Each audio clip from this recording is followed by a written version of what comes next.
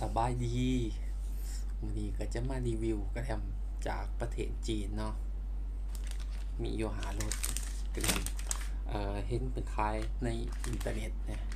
ใน Facebook เป็นโพสต์ขายอ่า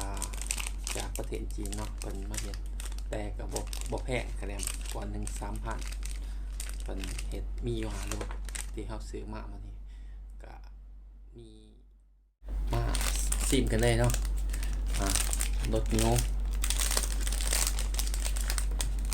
กินกันได้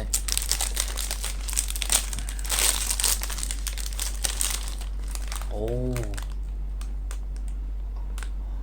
เอากะถือว่าน่าจะแสบเนาะชิมกันได้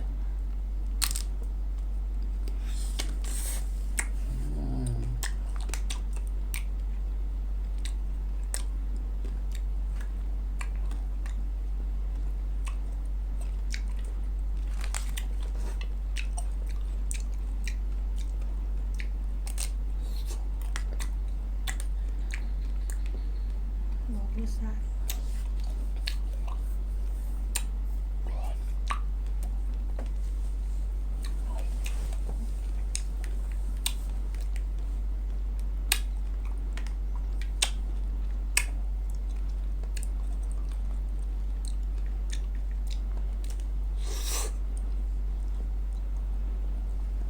อืม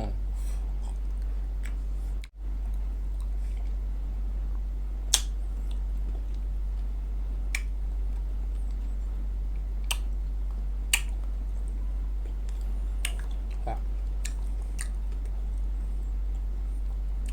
ประเด็ดมากกันเลยดีเนาะมันหวานเกินไปแล้วก็กรอบดี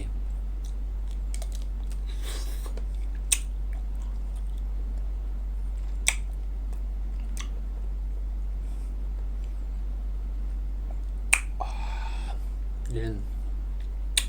คือไม่ไหวละ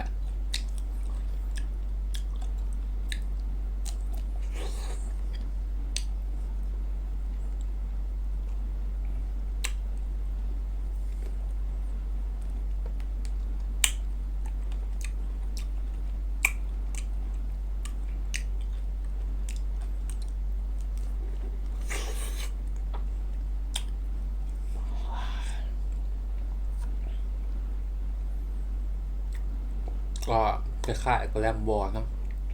กระละคล้ายๆแบบกระแลมแม็กนัมรสชาติแต่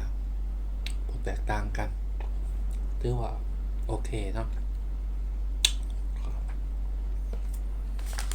หลดเลยนะ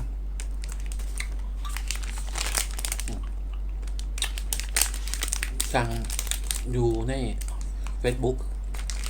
เห็นใน Facebook ครับ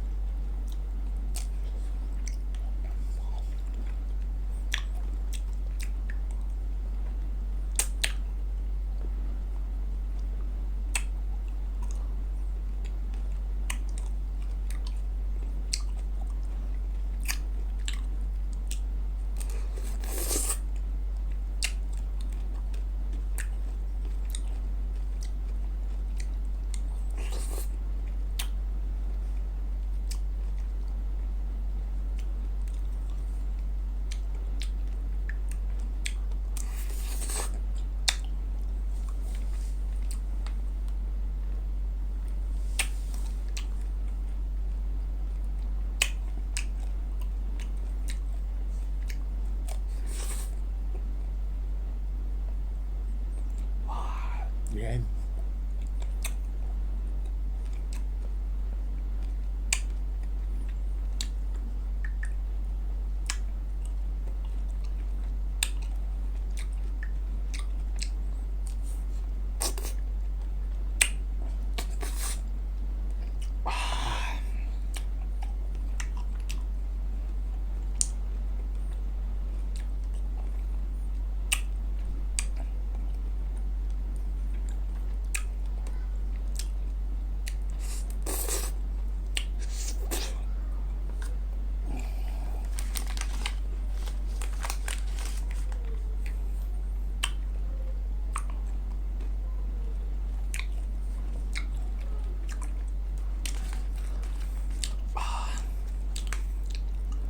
ในใจอันอยากกินเบิดนี่ซื้อมาว่าสิลองกิน แต่บ่ไหวไอ้ดีกินได้ก่อนเดียว เห็นเพิ่นกินใน YouTube คือเป็นตาแซ่บนะก็ว่าสิกินได้ แต่พอเรื่องกระแลมเนาะขั้นคะแนน10ให้เพิ่นอยู่7คือว่าแซ่บนะคล้ายๆกระแลมบ่หวานบ้านเฮาเนี่ยคล้ายๆกันรสชาติมันก็จะบ่แตกต่างกันปานใดถึงว่าเพิ่นจะคล้ายเป็นของจีนเนาะแต่ว่าก็ลองกินเบิ่งถือว่าแซ่บอยู่เนาะค่ะสิมีแต่ซ้ำนั่นแหละเนาะฝากกดไลค์กดแชร์หน่อยเด้อทุกคนเดี๋ยวมาเห็นคลิปต่อไปบาย